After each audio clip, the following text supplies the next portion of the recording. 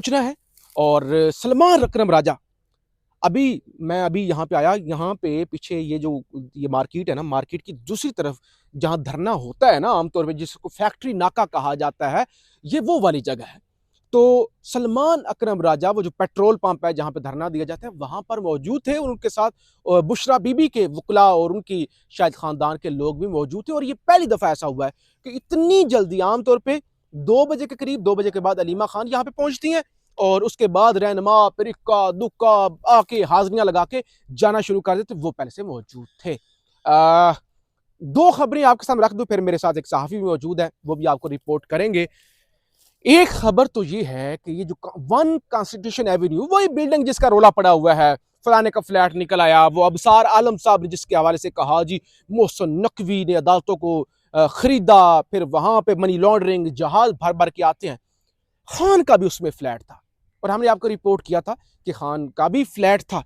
आज don news की जानिब से यह दावा किया गया है कि खान ने सन 2022 के अंदर ही वो फ्लैट बेच दिया था।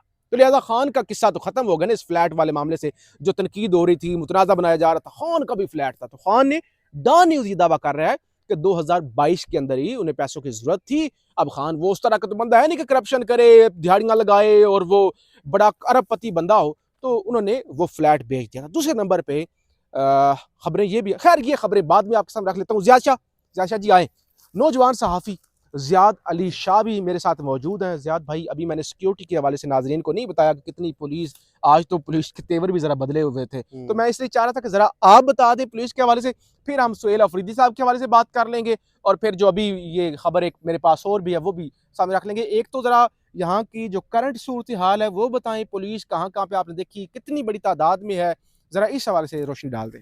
तार साहब, पहले जब अलीमा खान साहिबा ने कॉल दी थी कि 10,000 लोग जो है वो पहुंचे यहाँ पे अडियाला जेल के बाहर, तो उस दफ़ा भी हमने देखा कि पुलिस का जो रवैया था वो भी काफ़ी मुख्तलिफ था। और वो झलक आज भी हमें देखने में मिल रही है कि वो 10,000 लोगों का तो नहीं बताया, लेकिन सारे पाकिस्तान की जितनी भी MPs है या MNAs है, PTI से ताल्लुक़ रखने वाली या जितने भी पार्लियामेंटेरियंस हैं, उनको बुलाया गया है कि आप आए यहाँ पे हमारे साथ धरने में शरीक हो। और ये कॉल उन्होंने बहुत दफ़े दी है। हाँ। तो इस दफ़ा अब पुलिस की जो सिक्योरिटी है वो भी काफ़ी ज़्यादा सख्त की गई है, और इस वक्त तो मेरे ख्याल से पंजाब पुलिस भी खड़ी है, हाँ। उसके साथ डॉल्फिन पुलिस भी खड़ी है, हाँ। और एंटी राइट वाले भी खड़े हैं, और ट्रैफिक पुलिस जो है वो भी यहाँ पे तैनात किया गया है उनको। तो ये सारे लोग यहाँ पे खड़े हैं, और सिक्योरिटी इस वक्त तो प्रिजन काफ़ी वैन्स भी हैं, वो जो शैलिंग करने के लिए होती है वो भी हैं, और फिर वो जो क्या वो कहते हैं जो जिससे वाटर कैनन, वाटर वो कैनन, वो भी हाँ, खड़ी वो हुई है। सारी चीज़ें यहाँ पे खड़ी हुई है, ठीक है।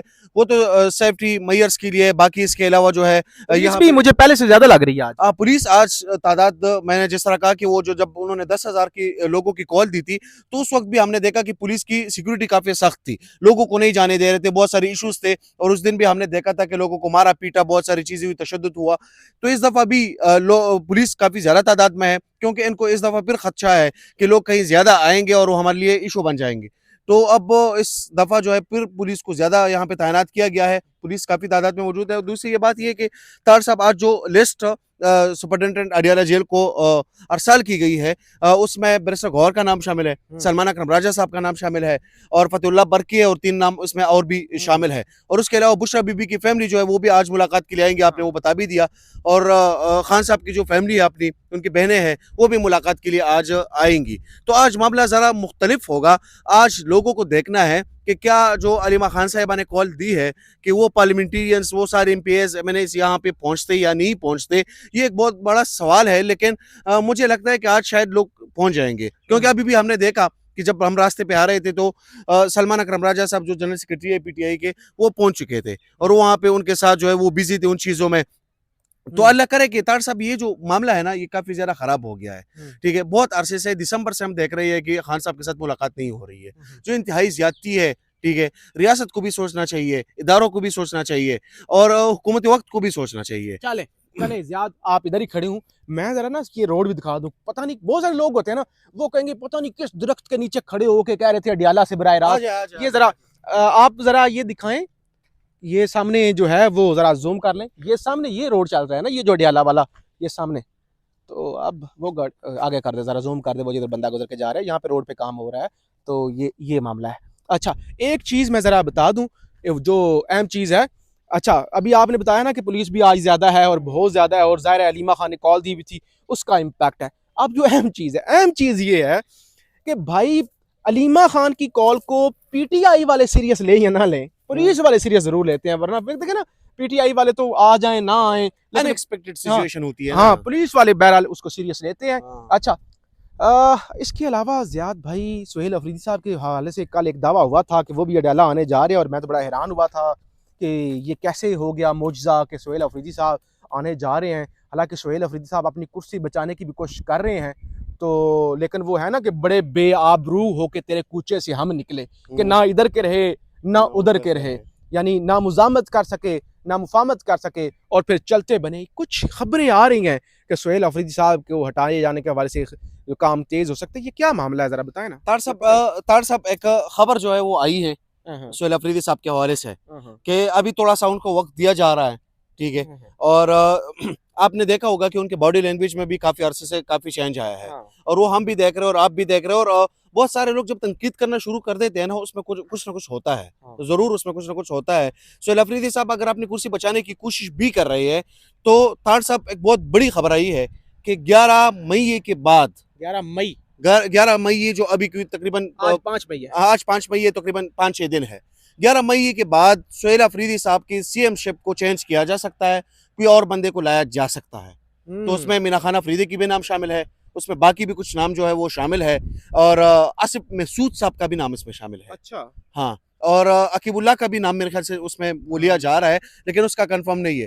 कुछ नाम उसमें सामने आए हैं, लेकिन ये नहीं प्रेडिक्ट किया जा सकता कि कौन आएगा और कौन नहीं आएगा। गंडापुर भी अपनी पूरी कोशिश करेगा अगर इस तरह से कुछ होता है तो। हाँ, इस तरह की सिचुएशन में गंडापुर जो है वो ज़ाहिर-सी बात है उसने जो सारे सिनेरियोज़ देखे हैं और हम तो इस चीज़ पे मैं एक चीज़ का और कभी कायल हूँ कि जब अली अमीन गंडापुर साहब सीएम थे, तो अली अमीन गंडापुर साहब जो है वो कुछ न कुछ जो है वो इससे बेहतर नज़र आ रहे थे। नहीं सेम। परफ़ॉर्म कर रहे हाँ, थे, कुछ न मैं कुछ। आपको बता दूं पैटर्न सेम है। गंडापुर सबसे पहले अपनी पार्टी के अंदर डिस्क्रेडिट हुआ, गंदा हुआ, परफॉर्म नहीं कर सका ना, हाँ। खान को रिहा नहीं करवा सका।